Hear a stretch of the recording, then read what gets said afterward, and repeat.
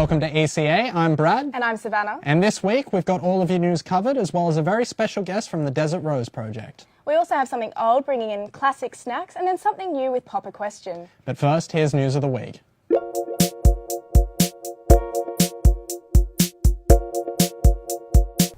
Thanks guys. Coles has announced it will be handing out thicker reusable plastic bags for free. The supermarket chain in a statement said the decision will provide customers with more time to become accustomed to the transition. Environment groups, dismayed and angered by the announcement, have warned that reusable bags are worse for the environment if they enter terrestrial or aquatic habitats. Woolworths, however, has possibly seen a publicity opportunity and is sticking to their ban on single-use plastic bags. Congo has declared another outbreak of Ebola, confirming 4 people in the eastern province of the country have tested positive for the virus. The revelation follows the death of a further 20 people about 100 kilometres from the Ugandan border, although the 2 incidents appear to be unrelated. This is the country's 10th outbreak of the disease since 1976, double the number of any other country. 12 experts from the Health Ministry of Congo will be setting up a mobile lab in the area this week. And a cold front, which ripped through Western Australia overnight, has delivered large quantities of hail and damaging winds across the state. The SES received 80 calls for help, more than half coming from the metropolitan area of Perth. Winds in excess of 100 kilometres an hour have torn down trees and power lines, leaving thousands of homes in the dark. Locals, however, enjoyed as much as 5 centimetres of snow at high altitudes in the southeast of the state. It seems every storm cloud has a silver lining. And on that note, back to you guys. This week I had the pleasure of talking to the guys from Vietnam TV. We got to do an interview and find out what they're doing with the documentary with the university. University of Wollongong has had the pleasure of being visited by VTV, who are filming a documentary about the university.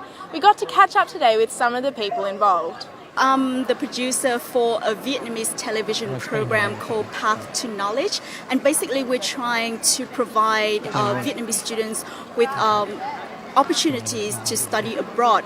And in this program, we're trying to feature the University of Wollongong and the sort of opportunities offered for students here. What will they gain when they come to UOW? And also, what a wonderful place it is to study here. And also, it's a very nice community to live in. I'm just here helping them with, pointing the direction in Wollongong University and also introducing them to the most defined characteristic of Wollongong. The ducks, the very bright spaces, and a lot of diversity. Being the student of the majoring in media and communication also has introduced me to a lot of connections. And I just happen to have a lot of friends who are also interested in this part of the program, so they invited me over to be a part of this amazing opportunity. VTV will be here for the remainder of the week filming their documentary. We hope to see them again in the future. Savannah Meacham, UOW TV Multimedia. It was really awesome to have the opportunity to chat with the Vietnam TV guys and see the opportunities ahead for people from UOW and also in Vietnam. Yeah, absolutely. And they were following us around with their cameras too, so there's a chance we might pop up on Vietnam TV. That was pretty cool, hey? Yeah. So next up we have a chat with Luca, the Design and Construction Manager of the Desert Rose Project.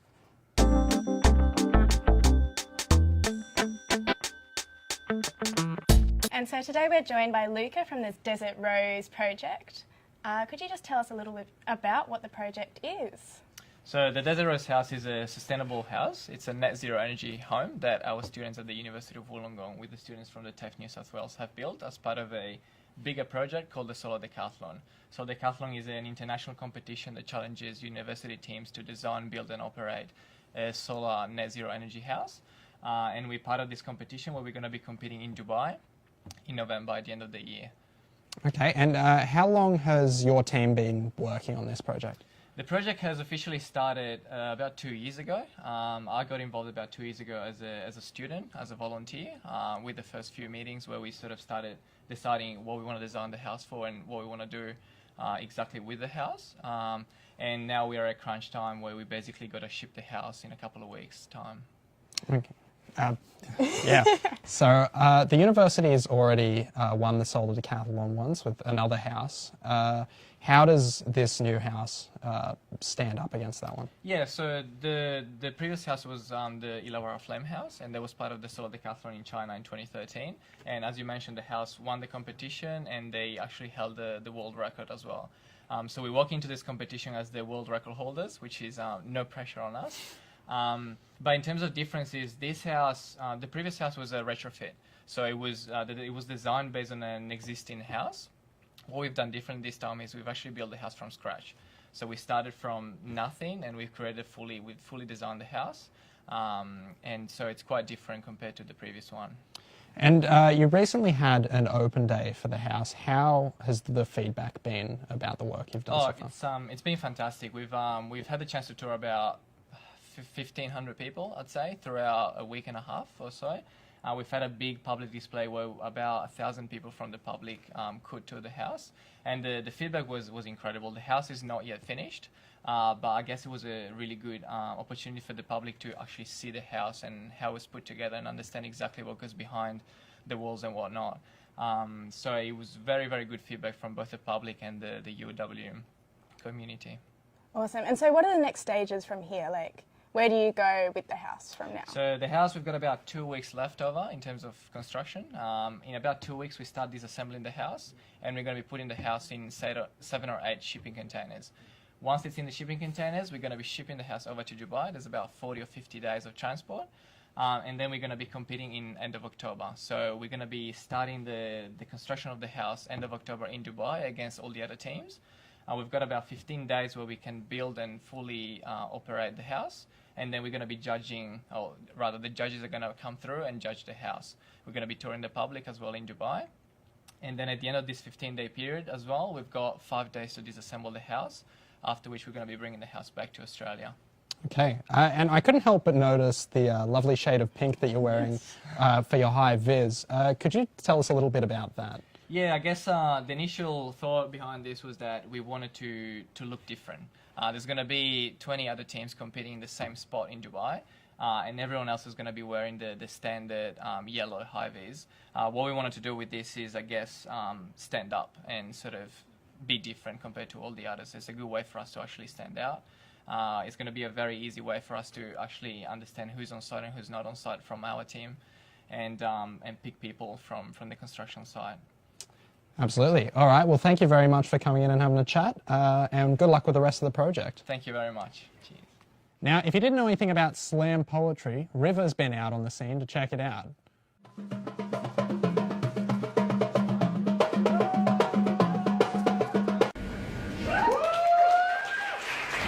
You've all signed this time to listen to my friend of mine, so listen, pay attention. It's important what I'm about to mention. Hold on to your fears. Stay where you are, stuck in a web that you built of unwilling guilt, and watch me achieve my hopes and dreams by sowing the seams of my outrageous extremes. I co-founded Enough Said Poetry Slam back in 2012 with Sherry Lando and Laura E. Gooden, and we made it into a slam, which is basically a poetry competition or mock competition. It's a fun way to get the audience involved in a poetry night. And how's it grown over the 6 years? We started off with probably like 5 people in the audience, and most of them were poets or friends of the poet. We started out at Yours and Ours, which is now Rad Bar, so a smaller space. We're now at Chamber. We get like 60, 70, 80 people per month every month. I was a shy kid from a strict home, so I'd never known how to speak my mind or where to find it. I was handed the legacy of a pedigree dependency, the tendency to be seen but not heard. It's really liberating. Like, I used to be so shy that I would stutter when I spoke to people. Right. And I thought I could do the most scariest thing I could think of, which was perform to a bunch of people. And I think you never stop being nervous, but every time you do it, you get a little bit better. I think there's an incredible power in vulnerability. I think it's the only way that you can really connect with other people. And that's the thing about performance poetry, is that it's so intrinsically tied to your identity that you can't be fake. You have to say your truth. And if you're open and vulnerable enough to do that, then you make a lot of friends, which is, I think, the best part about doing this. Isn't it great to see slam poetry taking its roots here in Wollongong and the community getting really involved in it? Absolutely. And on the topic of slamming, the Labor Party this week announced an anti-dumping policy that would protect local jobs. The measures that we've announced today are about building the capacity of our steel industry companies, and there's very significant production capacities here in the Illawarra, not just at BlueScope but also the supply chain. The steel fabrication companies are important as well. And the announcement we're making today is about trying to make sure that we've got more of those businesses in the local community, supported by good laws that stop companies from overseas from dumping their cheap steel and cheap aluminium here in Australia. That's not free and fair trade, that's cheating. It's breaking the law if you dump steel at below cost price just because you can't find another market for it. To say, look, it's been great visiting this innovative facility today, and it's been a real eye-opener. I'm from the Gilmore electorate, the Labor candidate for Gilmore on the New South Wales South Coast. One of our big issues is youth unemployment and unemployment in general. And I look at this facility here, the technology that's there. There's huge opportunities there in our region for our young people, and I think it's really important to have policies like this that will really help local manufacturers and bridge that gap for young people getting jobs into the future. So the issue about research funding is really important to the future, not just of the university but of the region. And if we're talking about future jobs, then we've got to look to the university as being a critical part of the capacity of the Illawarra to be able to adapt to the challenges of the future. And so we are making the issue of research funding quite an important one in the forthcoming election, and the question of the future EAF will be an important issue in that regard as well. It's critical that people understand just how important university research is to the future prosperity of the region. I just wish there was anti-dumping laws that could have stopped my ex-girlfriend. Well, we can't all have what we want. Absolutely. Well, if politics aren't your thing, maybe binge watching TV is. So this week we got out and found out what it is that you guys are watching. Hi, it's Maddie for UOW TV Multimedia, and today we're out on campus popping the question. Hello!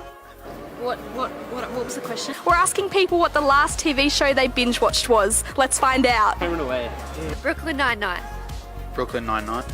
Brooklyn Nine-Nine. It's not exactly a TV show, but I've been catching up on the New Japan G1 tournament. I think it was on Netflix. It was Narcos. The last TV show that I binged watched was Orange is the New Black season 6, and I watched it all in one day. How long did it take you to finish a season? The whole season? Yeah. It's like 45 minutes for an episode, so probably it has like 10, so 450 minutes. I don't usually watch TV shows. I'm usually more out and about playing sports. Can I ask you a question really quickly? No. Alrighty. Same. I'm going to the gym after this. What's your favourite TV show to binge watch on Netflix? I have been watching a lot of American Gods. I think that's a really good show, so I definitely recommend checking that one out. Fantastic. Yeah. And now for some vox pops of a different variety. Tori's been out talking with the animals. I don't know, let's check it out. Hello, this is Tori Ellis, and I'm a super serious reporter for UOW TV. I like to cover the big journalism issues, the ones that politics, international relations, and things that really make or break our everyday life. Today, I'll be talking to some really intellectual talent who are experts in their field. Let's see what they have to say, answering the tough questions.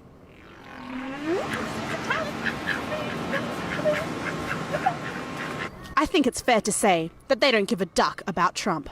Well, you know, they say never work with children and animals, but apparently Tori didn't get that memo. Well, now onto something a little bit different, onto 60-second snacks, where we see the famous toasted cheese sandwich. Hi, this is 60-second snacks, and today we're making the ultimate cheese toastie. You will need tasty cheese, Havarti cheese, bocconcini, parmesan, butter and bread of your choice. Firstly, you need to turn on your toastie maker. Okay, then you're going to take your butter, oh, that was a lot of butter, and spread it on the outside of your sandwich. Oh, that's so much butter. Then you're going to take your parmesan and just stick it right on top of the butter. It's kind of like a glue, but it all comes together in the end. I'm going to start with the tasty. You take your Havarti, and then some bocconcini.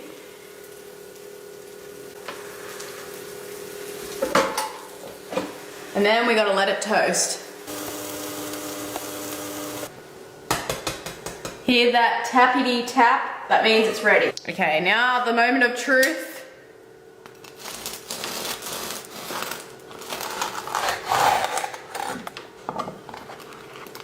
Look at that. And oily hands, good sign. Look at that oozy goodness. Ooh, very nice.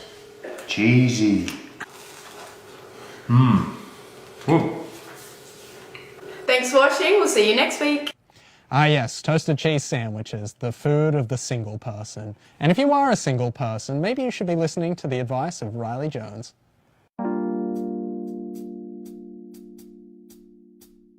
Got questions about finding love in the digital age? There's only one person to ask. Dear Riley. Clark asks, I want to try role-playing. How do I tell my partner? Direct and honest answers, I think, is the best way to kind of do this. You know, take it very straightforward and be like, this is what I'm looking to do. And don't ultimate them. Just kind of, be like, I would be interested in this. Is this something you want to do? And if they say no, you kind of got to respect their decision, that it may not be something you can do. Although that said, if it is something that is important to you, I guess I'm not condoning to break up, but solve if that's the kind of thing, are you willing to give up this to be in the relationship? Well, I'll have to take that advice into consideration, Riley. Definitely consideration. I think that's just about all we have time for this week. This has been a great first show, and to leave you, we have a very special guest in the studio, a musician, half of Lillian Rose. Thanks guys for watching, we'll see you next week. Have a good one. Welcome to a world where you always want what you can't have, it'll drive you mad.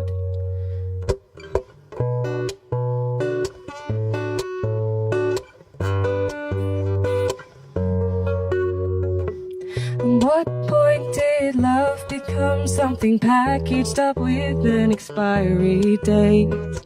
In what year did fear become a mass producer of mind control?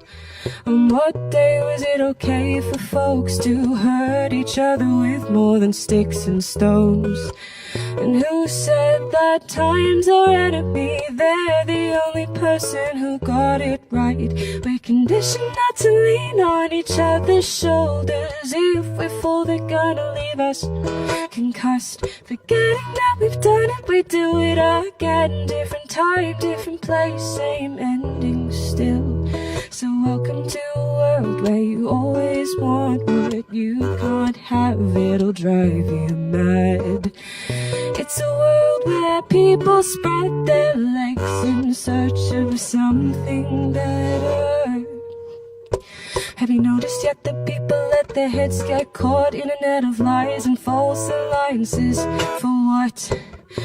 When did a child's simplicity blur and change grotesquely? On what terms should it concern somebody? What skeletons are kept in our private space? They'll never know what's going on. So welcome to a world where you always want what you can't have, it'll drive you mad. It's a world where people spread their legs in search of something better. Your only chance of surviving is confiding in a lucid state. It's a world where people'd rather die instead of trying to defend each other. And then we find someone to kiss the wounded part. parts of our bodies just to find they're gonna call it another mistake. You writhe in pain and cry their name, cause even dreams are tainted by them. But you can die, you can cry, you can live, you can give up, or just keep tripping over yourself with a glass pipe or a bottle of vodka to cuddle at night. But there's no melody or remedy to hide. It's a toxic world.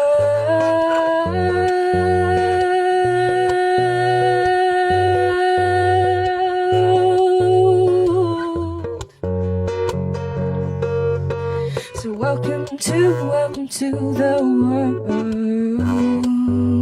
Oh, welcome to the world.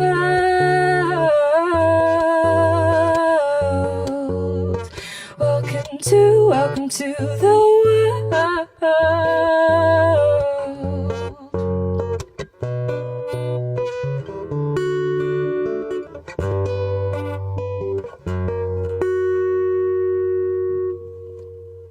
That's it.